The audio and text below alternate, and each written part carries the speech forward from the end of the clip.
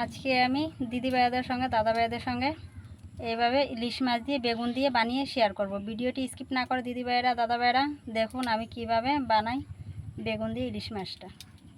নমস্কার বন্ধুরা, কেমন আছেন? আশা করি সকল বন্ধুরা ভালো আছেন। আজকে আমি আর কিচেনের মাধ্যমে নিয়ে এসেছি ইলিশ মাছ দিয়ে বেগুন দিয়ে বানিয়ে আপনাদের সঙ্গে শেয়ার করব। আমি মাছে লবণ আর হলুদটা মাখিয়ে নিয়েছি, মাছটা আমি ভেজে নেব। আর দেখুন দিদি ভাইরা, আমি এখানে বেগুন কেটে নিয়েছি আর সব মশলা আমি একসাথে বেটে নিয়েছি।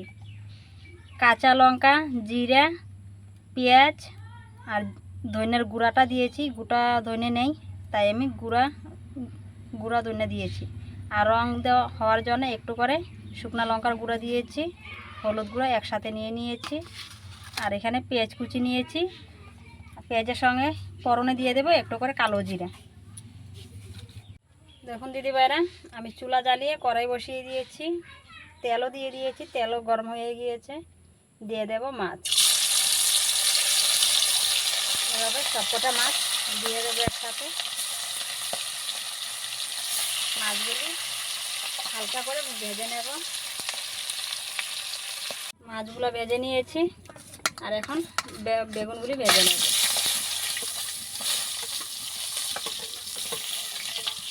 এই দেখুন দিদি ভাইরা, আমার মাছ ফুটে এই দেখুন পুরা তেল তেল কালো কালো দাগ দাগ হয়ে গিয়েছে চুলার পাশে দিয়ে। দিয়ে দেব একটু করে লবণ, হলুদ গুঁড়ো এখানে আর দেবো না, বেগুনটা এমনি হলুদ হয়ে গিয়েছে, লাল করে একটু ভেজে নেব।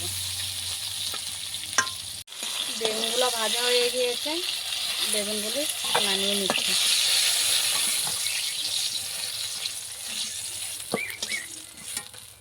দেখুন দিদি ভাইরা, এইভাবে আমি লাল করে বেগুনগুলি ভেজে নিয়েছি। আর এখন দিয়ে দেব অল্প একটু করে তেল। আমার বেগুন ভাজা মাছ ভাজা তেলগুলি একসাথে বেশি করে দিয়ে দিয়েছিলাম, কড়াইতে তেল অনেক আছে। দিয়ে দেব কালো জিরে, দিয়ে দিচ্ছি পেঁয়াজ কুচি। কালো জিরে আর পেঁয়াজটা ভালো করে ভেজে তারপর মশলাগুলি এখানে ভেজে নেব। পেঁয়াজটা ভালো করে লাল করে ভেজে নিয়েছি আর এখানে সব মশলা একসাথে নিয়ে নিয়েছিলাম। একটু জল দিয়ে গুলে এখন দিয়ে দেব তেলে। মশলাটা ভালো করে ভেজে নেব।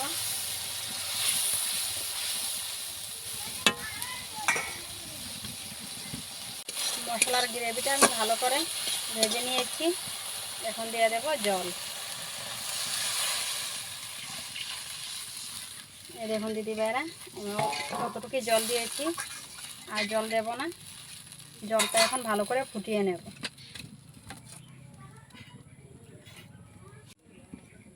স্বাদ মতন লবণ দিয়ে ভালো করে এখন ফুটিয়ে নেব। জল দিয়ে ভালো করে ফুটিয়ে নিয়েছি, এখন দিয়ে দেব ভাজা করা বেগুনগুলি।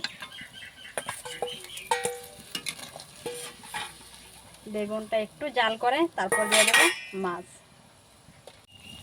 বেগুন দিয়ে ভালো করে জাল করে নিয়েছি, এখন দিয়ে দেবো ইলিশ মাছগুলি।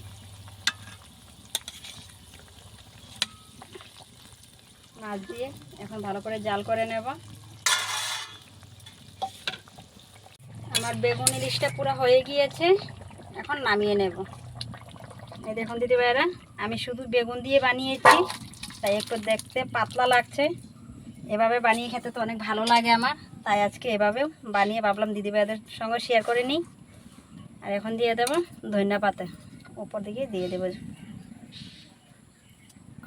আর ধনিয়া পাতাটা দিলে তো সেন্টটাও আসে, খেতেও ভালো লাগে। এই দেখুন দিদি ভাইরা, আমার যদি বেগুন দিয়ে ইলিশটা যদি আপনাদের ভালো লাগে অবশ্যই আমার চ্যানেলটিকে একটি সাবস্ক্রাইব করে দেবেন, লাইক করে শেয়ার করে কমেন্ট করে আমার পাশে থাকবেন। ভালো থাকবেন, সুস্থ থাকবেন, ধন্যবাদ।